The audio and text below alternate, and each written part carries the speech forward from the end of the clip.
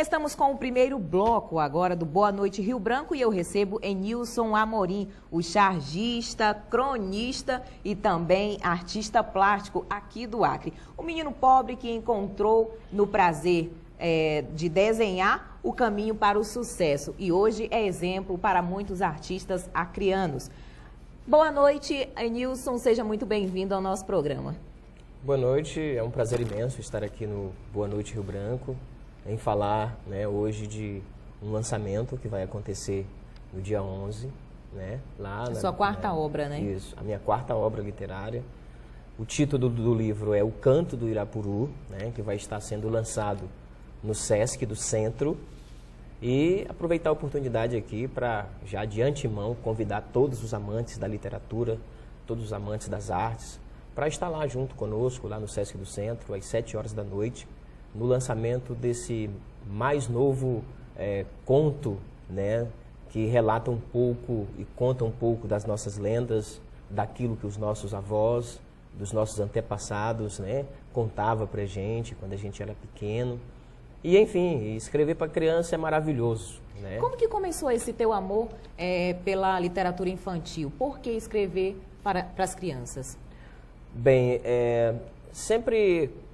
Quando eu comecei aqui, eu comecei desenhando aqui no jornal Rio Branco, Assim, eu tinha 17 anos, mas antes eu já tinha feito várias histórias em quadrinho, no meu bairro, no Taquari. Eu sempre produzia história em quadrinho.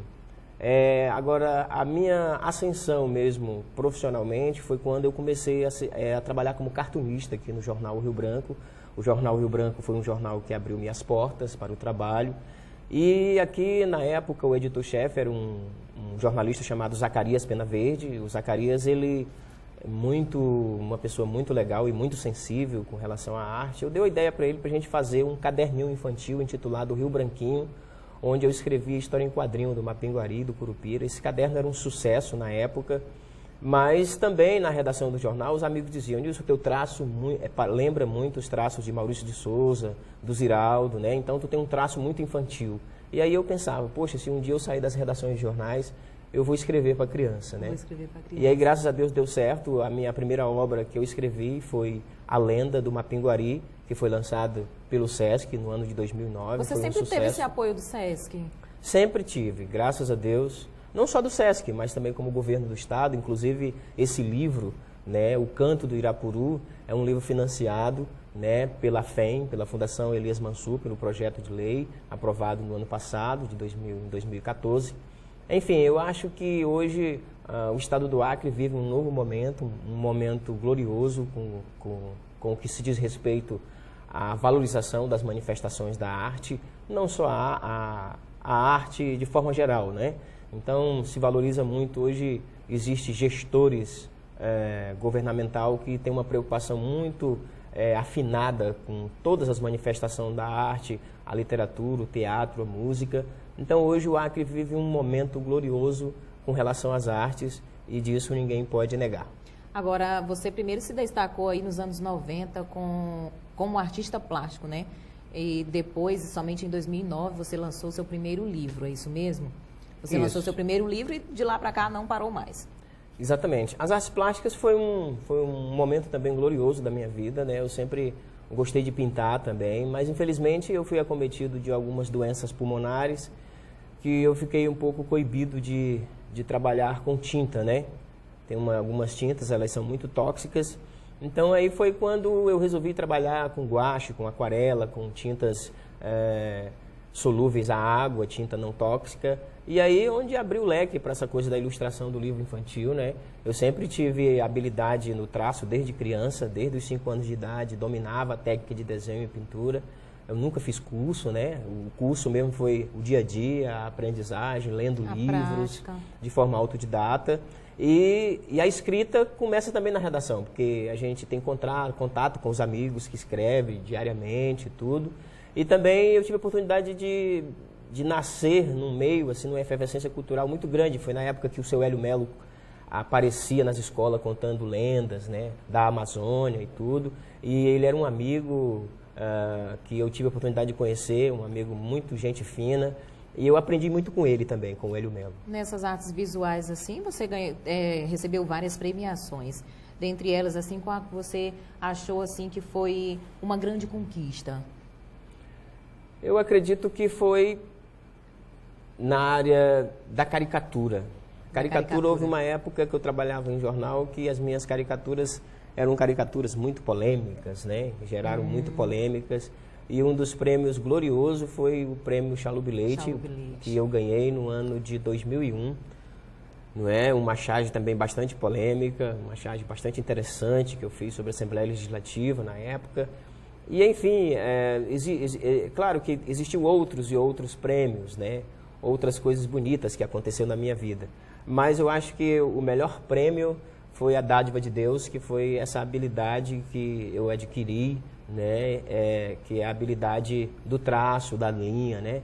Porque eu costumo dizer que a leitura visual é uma leitura que do desenho nasce muitas ideias, né? Muitas ideias. Um desenho ele fala muito, né? Assim, e se comunica de forma extraordinária. Às vezes não precisa nem um texto, um desenho ele fala muita coisa. Justo, até porque a leitura já é um desafio, né? Principalmente para a criançada, que geralmente procura ver as ilustrações, os desenhos, né?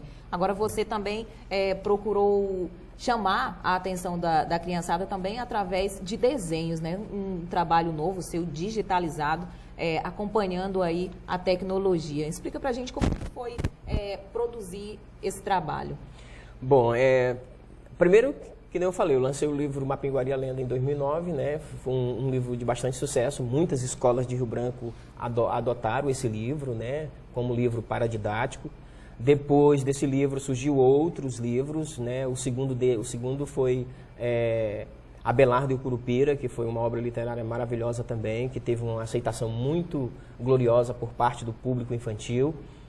Era um projeto também financiado pela Fundação Garibaldi Brasil. Depois surgiu o Clarinho e o Boto, mas depois a necessidade também de transformar esses livros infantis em desenho animado, em curta-metragem, né?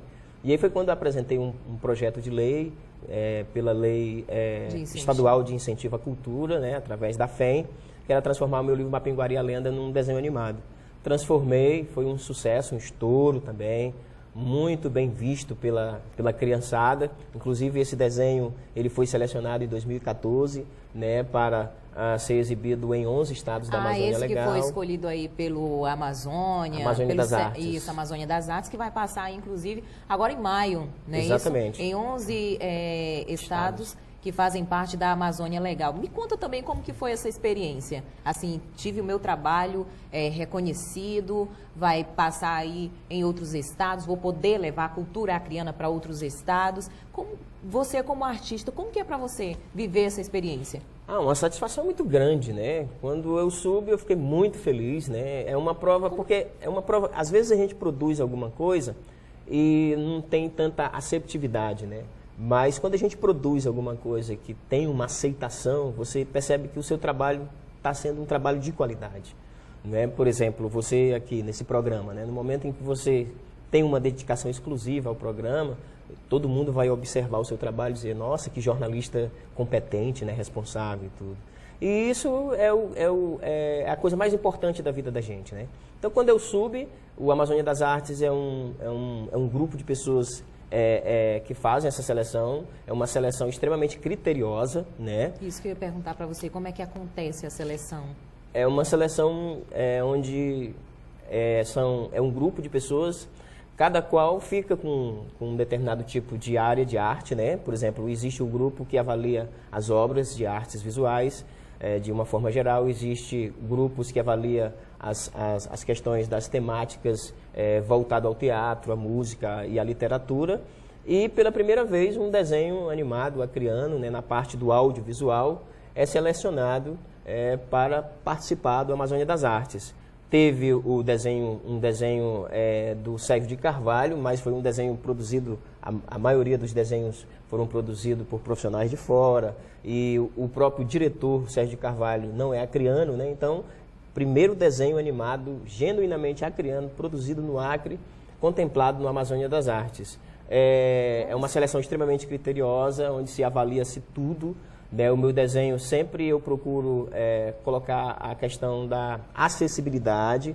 Por exemplo, os meus desenhos animados. Smartphones, isso, exatamente. tablets. E também com legendas para surdos e mudos, né? Você se preocupou com essa parte a linguagem também. de Libra, né? E tudo.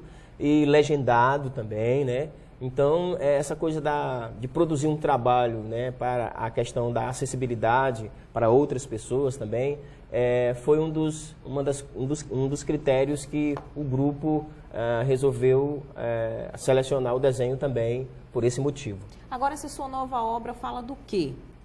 Traz também coisas regionais aqui do Acre também? Isso, o Irapuru... Os temas amazônicos, eu costumo dizer que a gente que vive no Acre, a gente tem muita coisa a ser explorado, né? Os povos, existem diversos povos indígenas, cada um deles falando línguas diferentes, né?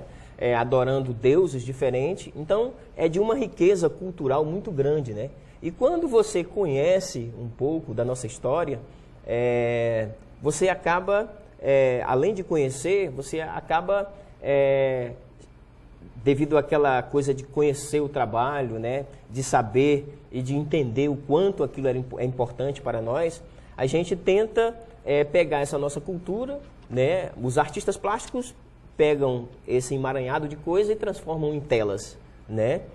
As pessoas que trabalham com teatro traz isso para a realidade do teatro, né? Você, a sua maneira... A minha temática, que eu quero fazer, né, que estou produzindo, é a temática literária, né, onde eu pego essas lendas, esses mitos da Amazônia, né, histórias contadas por seringueiros, né, e por índios também, e numa linguagem simples, através do desenho, através da linha, do traço, né, eu estou passando esse conhecimento, né, essas lendas desse nosso folclore para as futuras gerações, né? E aí, Mapinguari, Curupira, pretendo também escrever um livro também sobre a Mãe da Mata, mas como você perguntou sobre o Irapuru, né? O Irapuru. O Irapuru trata-se de uma história que fala desse pássaro maravilhoso, desse pássaro que tem esse canto maravilhoso, né, dentro da floresta e tudo. E eu narro uma história de um relacionamento de um índio, né, com a filha de um seringalista, né, porque é uma tentativa de regionalizar o conto, né, de romantizar e regionalizar o conto, né. E o Irapuru, ele é um pássaro que quando ele canta na floresta, né, todos os animais eles ficam mudos para ouvi-lo, né. Então, também o livro é dedicado a todas as pessoas que possuem uma boa orabilidade, né. Existem pessoas que quando canta, eles encantam a gente, né.